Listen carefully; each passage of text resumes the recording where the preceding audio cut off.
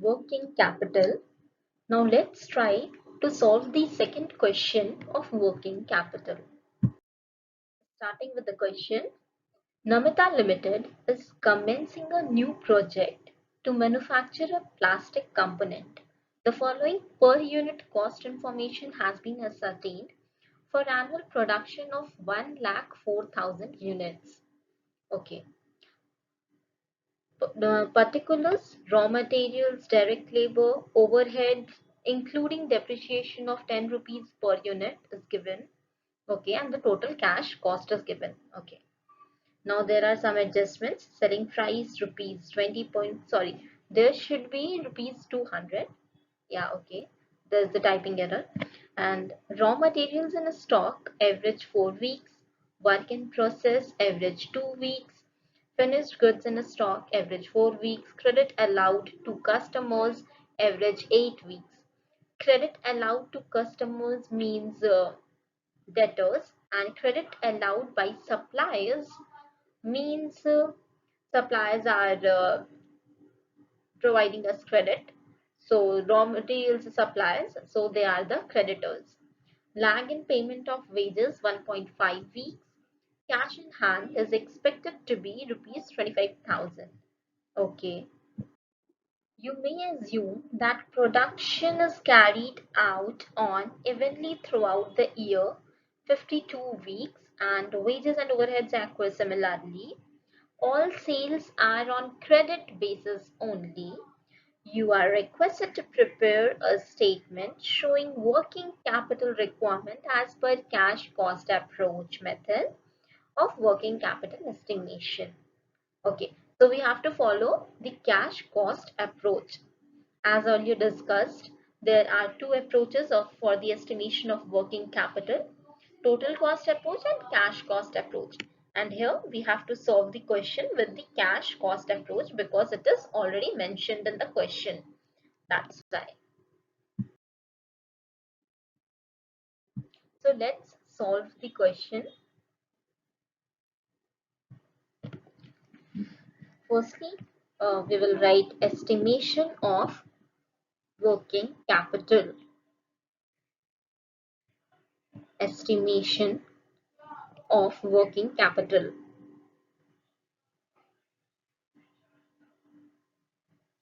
Then we have to make two columns. First, particulars, and the second, amount column.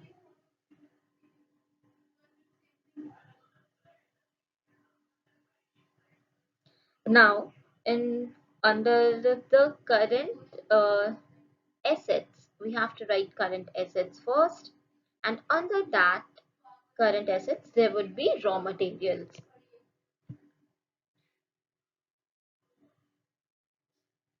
Raw materials. Now calculating the amount of raw materials.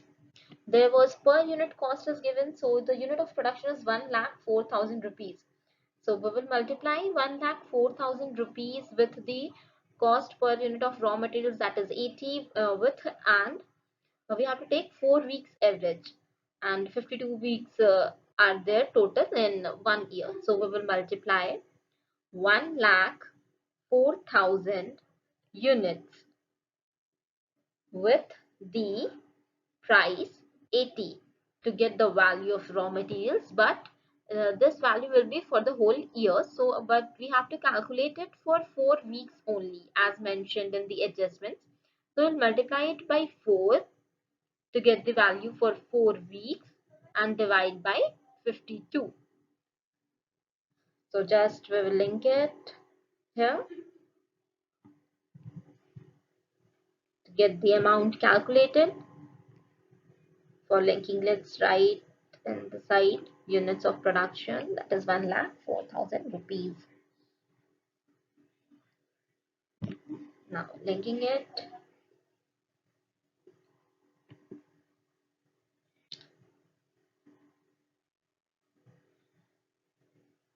and we need to write in the particular section itself only that how we have calculated it,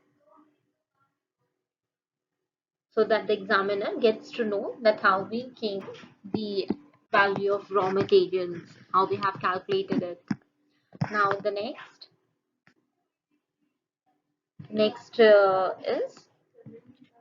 is there any fair work in progress given? Let's see.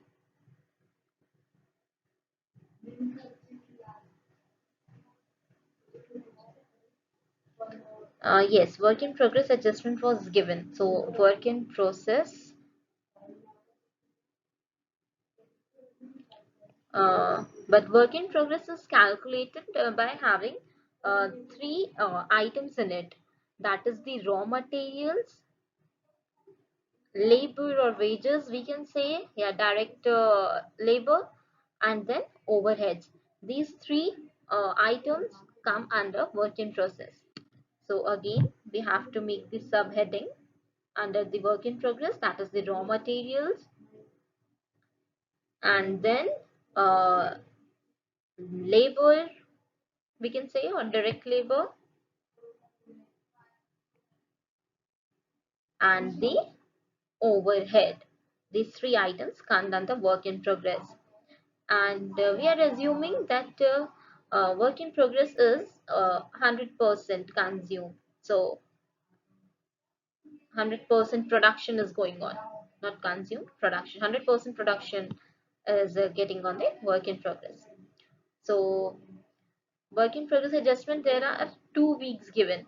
So we will change here by 2. We have to calculate it by taking 2 weeks, and the rest will be same.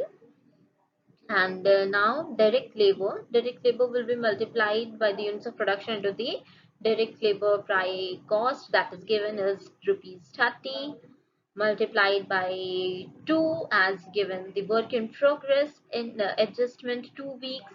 So 250 divided by 52.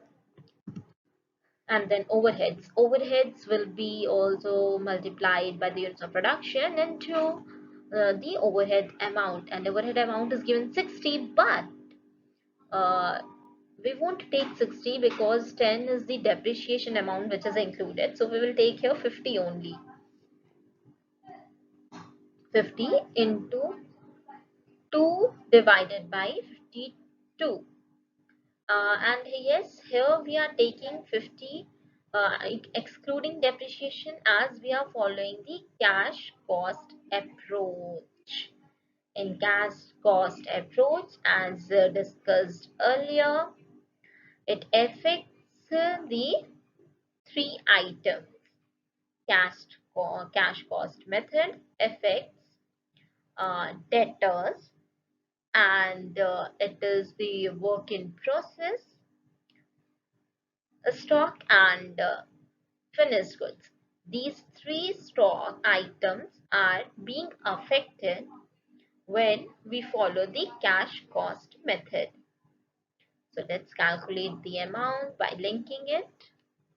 We need to remember that what is the basic difference between the cash cost method and the total cost method. The only difference is that it affects the debtors, work in process, and finished goods. That's all. Nothing else will be the difference by following the other method. And if there was nothing given in the question that we don't particularly need to follow the cash cost approach, and if we follow the total cost approach, then we won't require to subtract depreciation there. Okay. Yes. So linking the amount of the overheads, got the answer calculated. Now the next is the finished goods.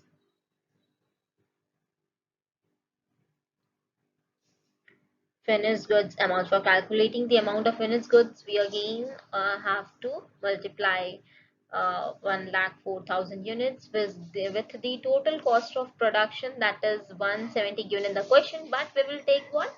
160, because overheads is of 60 including depreciation 10, so we will subtract 10 from there. So the total that we will be getting is 160. Cost after eliminating depreciation.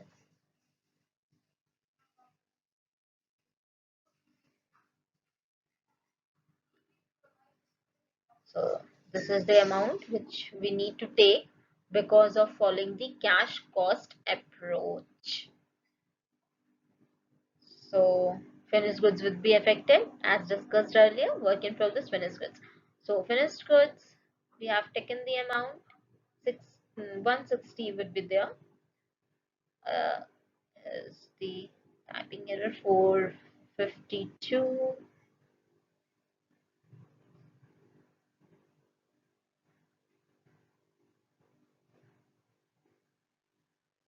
multiplied by 4 divided by 52. Getting the amount calculated by linking the items, and here we have taken the 4 weeks and the average is given 4 weeks in the adjustment. Now we will calculate the debtors amount. Credit allowed to customers. What credit we are allowing to the customers? So 8 weeks are there, these are known as debtors, and credit allowed by the suppliers are known as what? Creditors. Yes, creditors.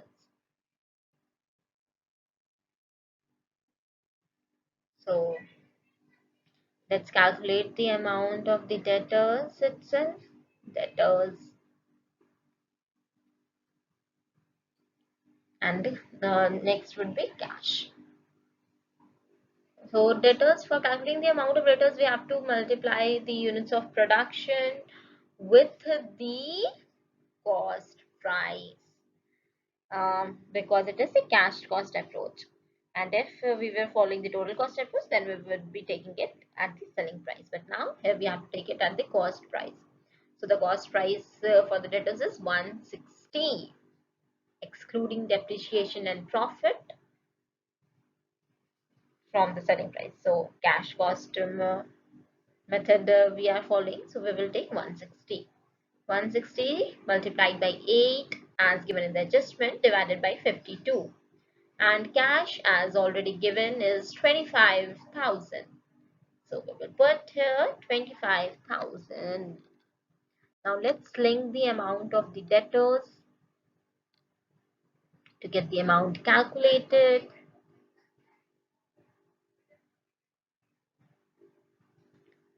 If any doubt is there, then please comment below. We will try to reply to those comments for solving your doubts.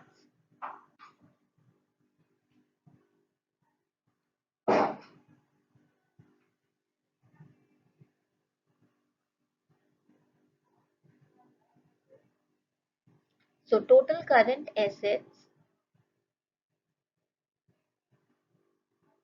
we will take the sum of all the current assets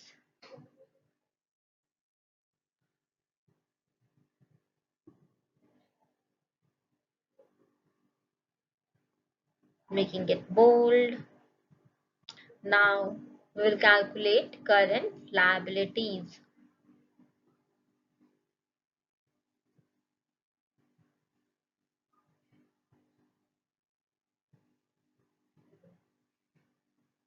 Current liabilities. For current liabilities,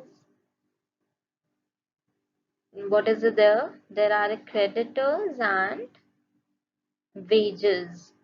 These two items come under the credit liabilities, and selling price items of no use as we are following the cash cost approach as mentioned in the given question.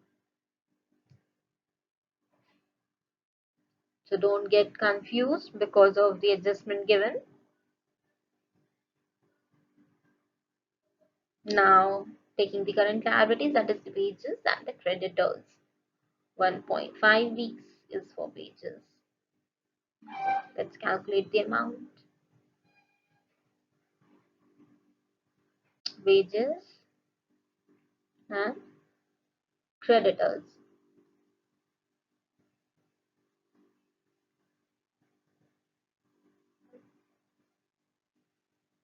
We will multiply for creditors the units of production, that is 1,04,000 by the time period lagging which is, I guess, it was 8 weeks is there. Sorry, that's of debtors. 4 weeks is there for the creditors. So we will multiply it by 4, and also we have to divide it by 52 and multiply it by the creditors amount. We have taken here 80 because creditors are who? Creditors are the persons who supply us the raw materials on credit. Credit purchase is there. So the raw materials price is 80, so we have taken 80 there. Now wages would be calculated by multiplying 30 direct labor. We provide wages to the laborers, so we'll multiply the cost of production unit of production with the direct labor, and 1.5 is given for the adjustment, and the adjustment dividing it by 52 we get the amount. Let's link it.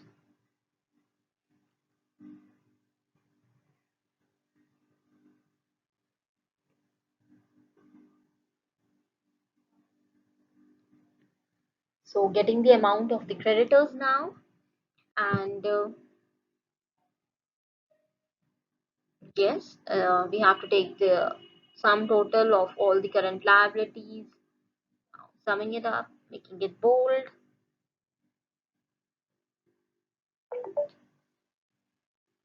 Now we got the amount of the total current assets and also the total current liabilities. Let's put it in the border to make it look good. Total current liabilities. Now for getting the net working capital, we will have to subtract the total current liabilities from total current assets. Now let's do that.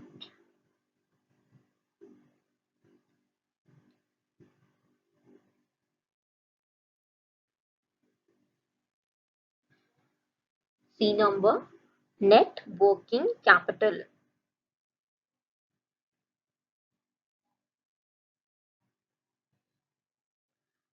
Here's a mistake done, that is the finished goods amount. We have taken 60. No, we have to take it as 160 because finished goods are the goods where the production process is completed. So total cost we have to take it. So by mistake we have taken 60. So we have, it will be 160. That is the total cost of production. So we will take 160 here. Finished goods. Finished goods are calculated on the cost of production.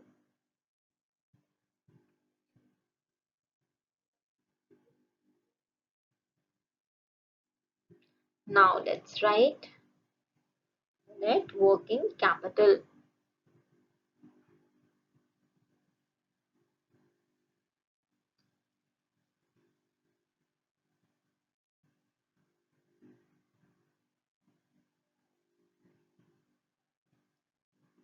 That is current assets total minus total current liabilities, linking it to get the amount. So our answer is 44,15,000 rupees. So this is the answer. Let's put it in the border to make it look good.